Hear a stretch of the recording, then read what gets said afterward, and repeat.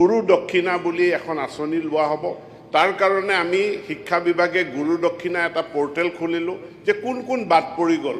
17 চনৰ আইন মতে 21 চনৰ প্ৰভিন্সিয়েলাইজেশ্যনত যিসকল প্ৰভিন্সিয়েলাইজ হ'ব নোৱাৰিলে বা আনকি 13 চনতো যিসকল প্ৰভিন্সিয়েলাইজ হ'ব নোৱাৰিলে তেওঁলোকক এটা এককালীন সকাহ দিয়াৰ কাৰণে অসম চৰকাৰে গুৰু দক্ষিণা নামৰ এটা আঁচনি আনি গুৰু দক্ষিণা পোৰ্টেল আমি মুকলি কৰিলোঁ।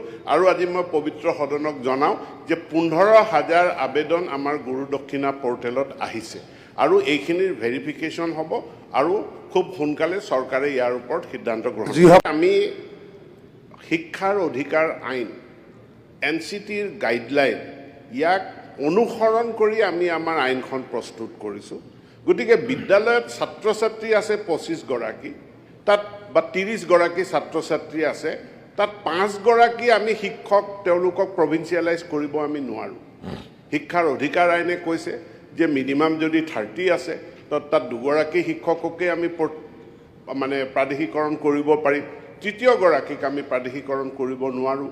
এনেকৈ যিসকল থাকি গ'ল এই থাকি যোৱা শিক্ষক শিক্ষয়িত্ৰীসকলৰ কথা যিসকলক ড্ৰপ টিচাৰ বুলি কয় এইটো বিবেচনা কৰি আমাৰ পূৰ্বৰ বিত্তমন্ত্ৰীয়ে ঘোষণা কৰিছিল যে তেওঁলোকৰ কাৰণে এটা এককালীন এটা সাহায্য দিয়াৰ কাৰণে এখন আঁচনি অনা হ'ব।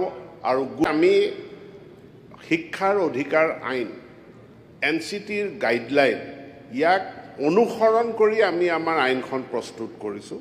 গতিকে বিদ্যালয়ত ছাত্ৰ ছাত্ৰী আছে 25 গৰাকী, তাত বা 30 গৰাকী ছাত্ৰ ছাত্ৰী আছে, তাত 5 গৰাকী আমি শিক্ষক তেওঁলোকক প্ৰভিন্সিয়েলাইজ কৰিব আমি নোৱাৰোঁ। শিক্ষাৰ অধিকাৰ আইনে কৈছে যে মিনিমাম যদি 30 আছে তাত 2 গৰাকী শিক্ষককে আমি প্ৰাদেশিকৰণ কৰিব পাৰিম, 3য় গৰাকীক আমি প্ৰাদেশিকৰণ কৰিব নোৱাৰোঁ।